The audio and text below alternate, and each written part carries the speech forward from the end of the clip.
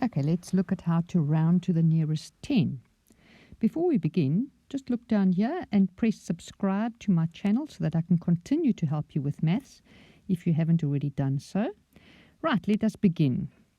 We can see that we have here 0 to 10. Rounding to the nearest 10 is always between 10 digits. So the rule that we have is if it's 5 and higher, it rounds up to 10. And if it's less than 5, so 4 and less, it rounds down to the previous 0. So let's use that rule now. We know then if it is 5 and higher, so if it's a 6, a 7, a 8, or a 9, or 5, they round up to 10. And if it is a 4, a 3, a 2, or a 1, they round down to 0. So this is the first 10 digits we're dealing with here, and let's have a look at them at the bottom here. Let's round them, now that you know that rule. If it's bigger than 5, it goes to the next 10. If it's less than 5, it goes down to the previous 0. So then what will 3 round to? It will round to 0. What will 2 round to? 0. 4, 0. Okay, and we can see that because they're all smaller. They're in this space here, so they go down to 0. Let's look at the bigger ones.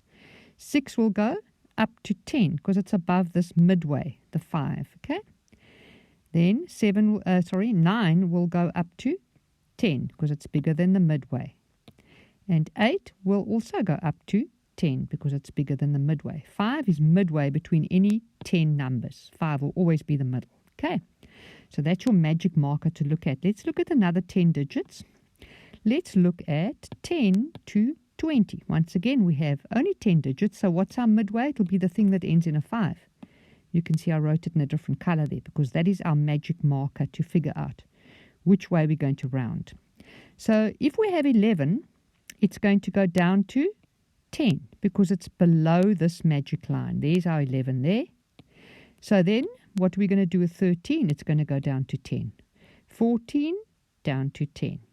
15, it's this. And anything up here, that'll go up to 10. So that anything from 5 up always goes up to the next 10. So if we've got 15, where's it going to go? It's going to go up to 20. 18, 20. And 17 will also be to 20. Let's look at another 10 digits. We now have 10 digits from 20 all the way up to 30. What is our midway? It's always the one that ends in the 5. There it is there, 25. So that is the marker that decides this one, and anything above goes up, and anything less goes down. So 22 is below our midway, it's going to go to 20. 23 is below our midway, it's going to go to 20. 25 is our midway, so it goes up to the next 10, which is 30 on this number line. 21 is below 25, goes to 20. 28 is above 25, goes to 30. 26 is above 25, so it goes to 30. Okay, now what happens if we are working with a number line that still is 10 apart? We have here 120 to 130, but we've got the hundreds in front. If you're rounding to the nearest 10, you just ignore the hundreds number unless you've got a number like 999. But for now, we've only got a 20 and a 30 here. Those are what we're going to look at, okay? Even though it is 120 and 130, we're still treating it because it's rounding to the nearest 10. We're still treating it as two lots of numbers that have got a 10 in them with 10 digits in between. So what's our midway then? It will definitely be the one that ends in the 5, 125.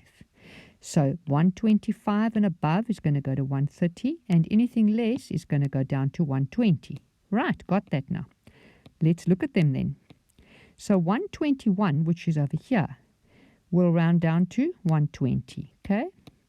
124 is below 125, so it's going to go down to 120. 125, well, that is the midway, which means it goes automatically up to the next one, which is 130. And 127 is over there, so it's above 125, which is our midway, so it's definitely going to go to 130. Right, so you've got a better picture now on how to round to the nearest 10.